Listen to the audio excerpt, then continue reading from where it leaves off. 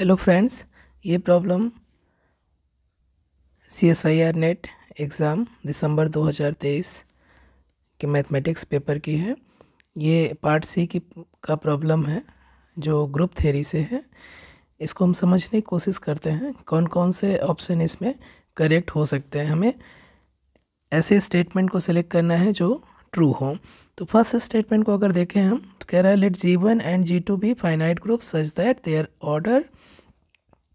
order of G1 and order of G2 are co-prime, then any homomorphism from G1 to G2 is trivial। ये correct option है। अभी हम discuss करेंगे ये कैसे हम प्रूफ कर सकते हैं इस रिजल्ट को कि अगर G1 और G2 का ऑर्डर को प्राइम हो, दोनों के ऑर्डर को प्राइम है और दोनों फाइनाइट ग्रुप है तो डेफिनेटली कोई भी होमोमॉर्फिज्म होगी G1 से G2 तो वो ट्रिवियल होगी। सेकेंड अगर ऑप्शन में जाए कह रहा है कि जी बी फाइनाइट ग्रुप और एफ जी से जी में कोई ग्रुप होमोमॉर्फिज्म है such that F fixes more than half element of G. जी ऐसा होमोमॉर्फिज्म है जो जी के आधे से ज़्यादा एलिमेंट को फिक्स करता है, means F of X equal to X for more than half element of G. तो हमें ये दिखाना है कि ये एक्चुअली में अगर ये मोर देन हाफ एलिमेंट को फिक्स कर रहा है तो ये पूरे के पूरे जी के एलिमेंट को फिक्स करेगा, मीन्स कि एफ एक्चुअली में आइडेंटिटी मैप हो जाएगी। तो ऐसा पॉसिबल है क्या? तो यस, ये रिजल्ट ट्रू है और इसको भी हम इसमें वीडियो में समझने की कोशिश करेंगे। तो हमारा सेकेंड स्टेटमेंट भी यहाँ पर ट्रू है। थर्ड स्टेटमेंट में जाते हैं let G be a finite group having exactly 3 subgroups, then G is of order P square for some prime pre। Okay तो ये स्टेटमेंट को भी हम प्रूफ करेंगे कि ये भी स्टेटमेंट एक्चुअली में ट्रू है कि अगर कोई ग्रुप है उसके पास एग्जैक्टली 3 सब ग्रुप हो तो जो उसका ऑर्डर होगा किसी प्राइम के स्क्वायर के बराबर होगा।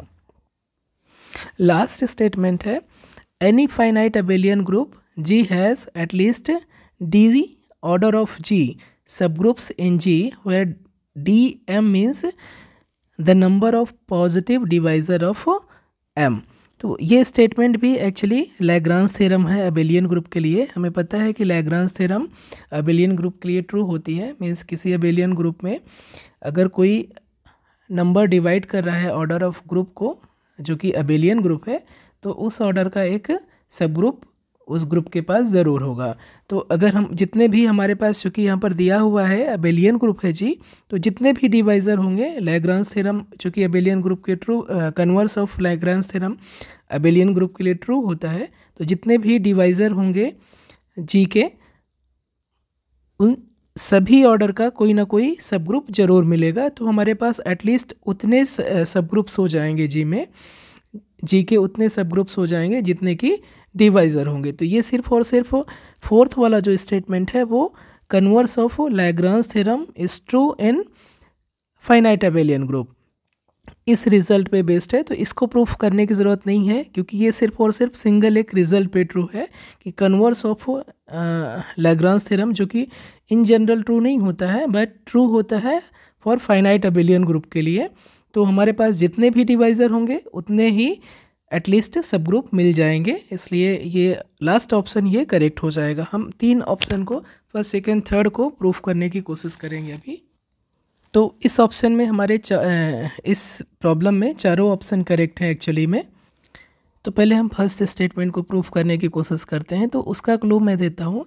फर्स्ट स्टेटमेंट के लिए मान लेते हैं कि F कोई G1 से G2 में एक होमोमॉर्फिज्म है, ये एक होमोमॉर्फिज्म है।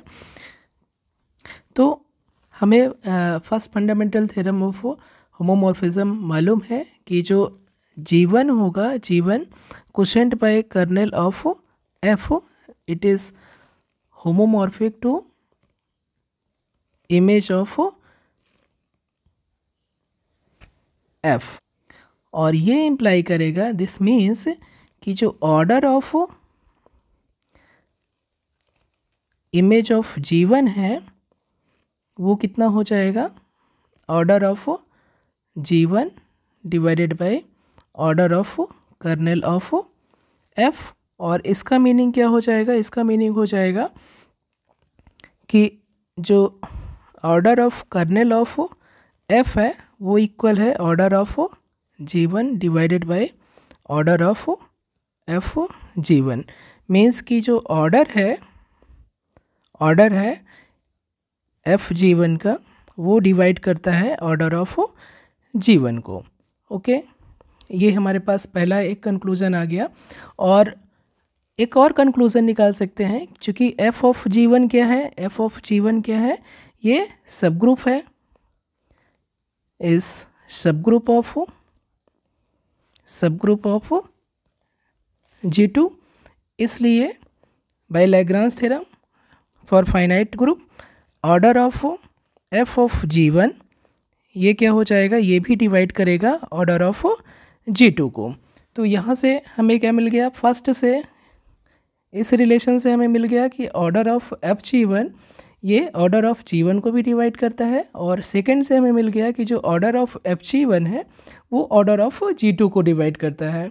और हमें पता है कि दिया हुआ है फर्स्ट में कि जो G1 का और G2 दोनों का जो ऑर्डर है वो को प्राइम है, मीन्स उसमें कोई भी कुछ भी कॉमन नहीं है एक्सेप्ट 1।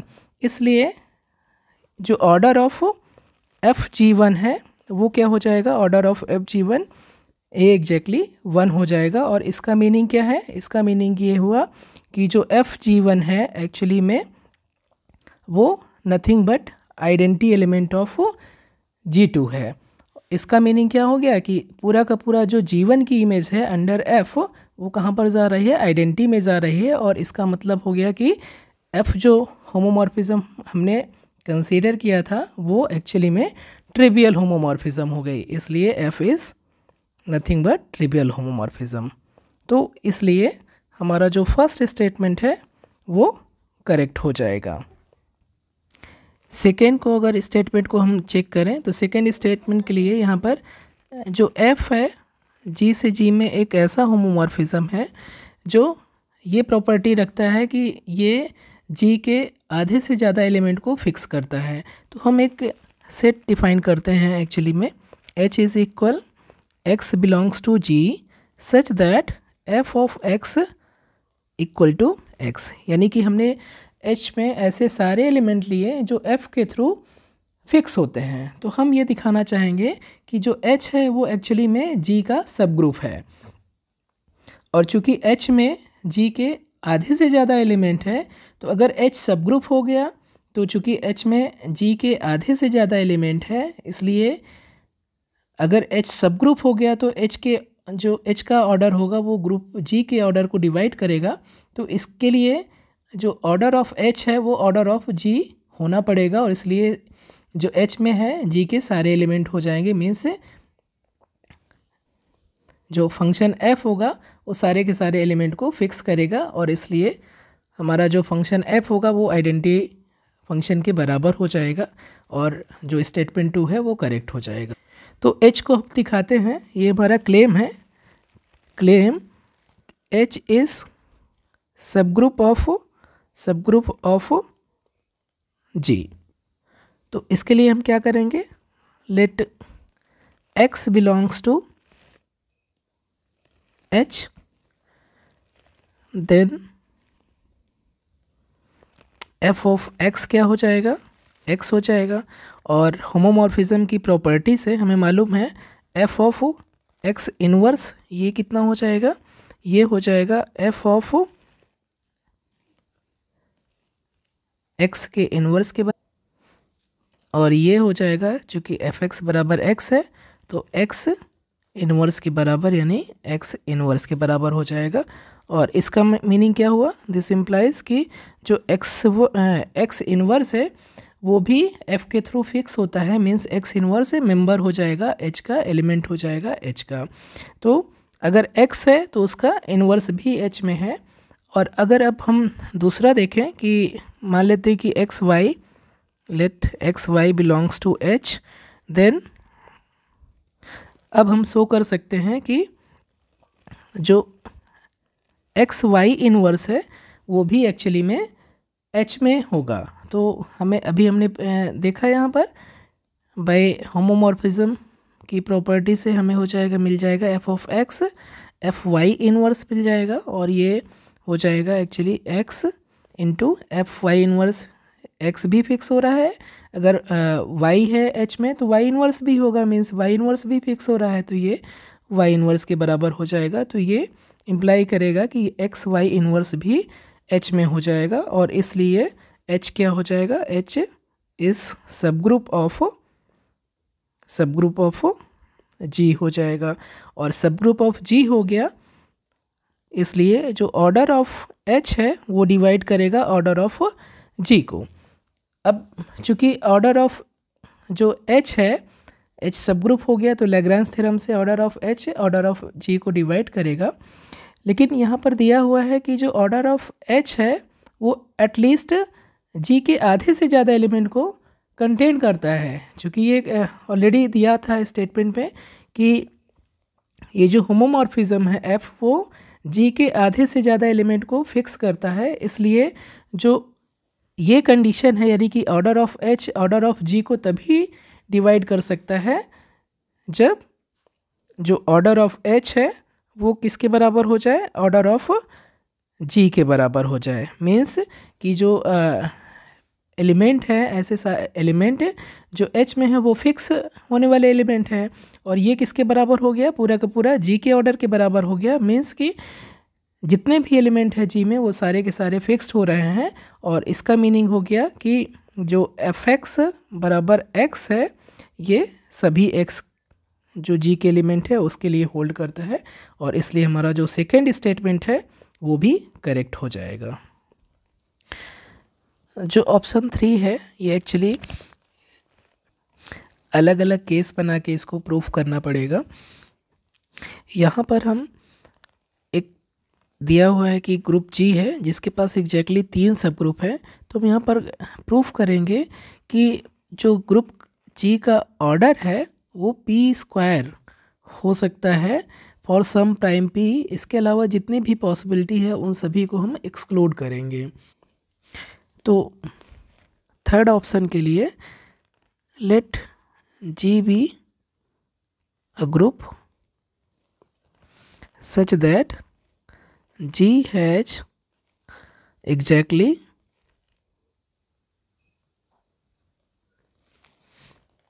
3 सब ग्रुप्स। हम ये एज्यूम कर रहे हैं कि जी एक ऐसा ग्रुप है जिसके पास 3 सब ग्रुप है, और जो ऑर्डर ऑफ जी है वो क्या है, फाइनाइट है, ये दिया हुआ है। तो देन केस फर्स्ट हम आएंगे। केस फर्स्ट हम देखते हैं, ऑर्डर ऑफ जी अगर ये हम मान ले P कोई प्राइम के बराबर है तो क्या होगा। अगर ऑर्डर ऑफ जी प्राइम किसी प्राइम के बराबर हो जाए तो हमें मालूम है कि प्राइम ऑर्डर का अगर जो ग्रुप होगा तो वो साइक्लिक ग्रुप हो जाता है, और उसके पास सिर्फ और सिर्फ 2 ही सब ग्रुप होंगे, और वो दोनों सब ग्रुप इम्प्रॉपर होंगे। एक का ऑर्डर 1 होगा और एक का ऑर्डर P होगा। इसलिए जो केस 1 है वो पॉसिबल नहीं है, यानी कि जो ग्रुप जी का ऑर्डर है वो किसी प्राइम के बराबर नहीं हो सकता है, अदरवाइज जो हमारा एजम्पशन है वो होल्ड नहीं करेगा। केस 2 हम कंसीडर कर रहे हैं कि order of G has at least 2 distinct divisor. Means कि जो ग्रुप का ऑर्डर है वो कम से कम 2 डिस्टिंक्ट प्राइम डिवाइज़र रखता है, एटलीस्ट 2 डिस्टिंक्ट प्राइम डिवाइज़र रखता है।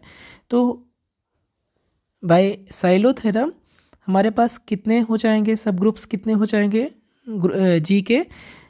मान लीजिए कि अगर P1 और P2 2 डिस्टिंक्ट प्राइम है जो कि डिवाइड करते हैं such that P1 divides order of G and P2 divides order of जी।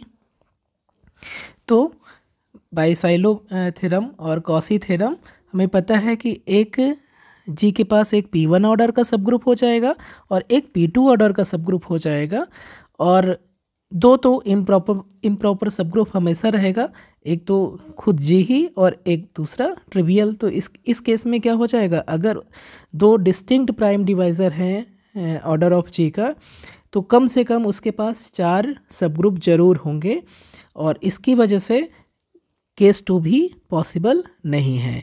इसलिए हमारे पास अब लास्ट पॉसिबिलिटी बची कि जो ऑर्डर है ग्रुप जी का वो क्या हो जाए, ऑर्डर ऑफ जो ग्रुप जी है वो p to the power r रहे for some r greater than 1। और हम ये देखेंगे कि सिर्फ और सिर्फ इसमें जब r इक्वल टू 2 है तभी ग्रुप के 3 सब ग्रुप हो सकते हैं, और जितने भी बाकी केसेस रहेंगे उसमें 3 से ज़्यादा सब ग्रुप्स बनेंगे। हमें साइलो-फर्स्ट थ्योरम मालूम है कि अगर कोई प्राइम या प्राइम का पावर अगर ग्रुप के ऑर्डर को डिवाइड करता है तो उतने ऑर्डर का एक सब ग्रुप ज़रूर रहेगा, और कोई भी सब ग्रुप हो, 2 इम्प्रॉपर सब ग्रुप तो हमेशा उस ग्रुप के पास हमेशा रहेंगे। तो अगर यहाँ पर r ग्रेटर देन 2 हो गया, r ग्रेटर देन 2 कोई नेचुरल नंबर है जो ग्रेटर देन 2 है, तो क्या हो जाएगा हमारे पास, फॉर एग्जांपल अगर हम ले जो ऑर्डर ऑफ g है वो अगर हम p की पावर 3 ले लें तो इसके पास कितने डिवाइज़र हो जाएंगे, p भी डिवाइड करेगा, p स्क्वायर भी डिवाइड करेगा, और p क्यूब भी डिवाइड करेगा, p क्यूब भी डिवाइड करेगा। तो कम से कम 3 ये सब ग्रुप तो मिलेंगे ही इतने ऑर्डर के, p ऑर्डर का, p स्क्वायर ऑर्डर का और p क्यूब ऑर्डर का, और एक चौथा हो जाएगा जो ट्रिवियल सब ग्रुप आइडेंटिटी जिसका ऑर्डर 1 होगा। तो कम से कम 4 सब ग्रुप हो जाएंगे। ऐसे ही अगर p की पावर 4 होगा तो उस केस पे p स्क्वायर, p क्यूब और p टू द पावर 4 और एक ट्रिवियल सब ग्रुप, कम से कम 5 सब ग्रुप रहेंगे इस ग्रुप के। और इसलिए ऐसे ही और आगे हम जितने भी पावर बढ़ाते जाएंगे उतने ही सब ग्रुप्स का जो नंबर है वो बढ़ता जाएगा, और किसी भी केस में हमारे पास एग्जैक्टली 3 सब ग्रुप्स नहीं बचेंगे। तो एग्जैक्टली 3 सब ग्रुप्स होने पर एक ही चॉइस हमारे पास बचती है, और वो है कि जो ऑर्डर है ग्रुप जी का वो p पावर 2 हो जाए। तो सिर्फ यही पॉसिबिलिटी है, और बाकी सारी पॉसिबिलिटी हमने एक्सक्लूड कर दिया है, पॉसिबल नहीं है। इसलिए अगर ग्रुप के पास एग्जैक्टली 3 सब ग्रुप्स हैं तो जो ग्रुप का ऑर्डर होगा वो p स्क्वायर होना ही पड़ेगा। लेकिन इसका कन्वर्स ट्रू नहीं है, मीन्स कि अगर ग्रुप का ऑर्डर p स्क्वायर है जहाँ पर p कोई प्राइम है तो ज़रूरी नहीं है उसके पास एग्जैक्टली 3 सब ग्रुप हो। फॉर एग्जांपल आप Z2 क्रॉस Z2 ले सकते हैं, इसके पास टोटल 2 ऑर्डर के टोटल 3 सब ग्रुप है, और एक ट्रिवियल सब ग्रुप 1 ऑर्डर का, और एक सब ग्रुप पूरा Z2 क्रॉस Z2 होल सब ग्रुप, इम्प्रॉपर सब ग्रुप। तो टोटल 5 इसके पास सब ग्रुप हो जाएगा, और जबकि इसका ऑर्डर क्या है 2 स्क्वायर ऑर्डर यानी कि 4 ऑर्डर का है, लेकिन इसके पास 5 सब ग्रुप है। तो इसका कन्वर्स ट्रू नहीं है इस स्टेटमेंट का, लेकिन अगर एग्जैक्टली 3 सब ग्रुप है तो उसका order p square for some prime होना ही पड़ेगा, और इसके अलावा कोई ऑप्शन नहीं है। तो इस प्रॉब्लम के सारे ऑप्शन करेक्ट हो जाएंगे। लास्ट जो ऑप्शन है वो इस पॉइंट पर टिका हुआ है कि जो कन्वर्स ऑफ लैग्रांज थ्योरम है वो ट्रू होता है फॉर फाइनाइट अबेलियन ग्रुप, और इसलिए जितने भी converse of Lagrange theorem means क्या है कि अगर कोई भी डिवाइज़र है वो ग्रुप के ऑर्डर को डिवाइड करता है, कोई भी नंबर है जो ग्रुप के ऑर्डर को डिवाइड करता है, तो उस ऑर्डर का यानी कि उस डिवाइज़र के ऑर्डर का एक हमारे पास सब ग्रुप ज़रूर होगा। तो हमारे पास एटलीस्ट उतने सब ग्रुप्स हो जाएंगे जितने कि उसके पास डिवाइजर्स होंगे, और इसलिए लास्ट ऑप्शन भी करेक्ट हो जाएगा, और इस प्रॉब्लम के सारे ऑप्शन करेक्ट हो जाएंगे।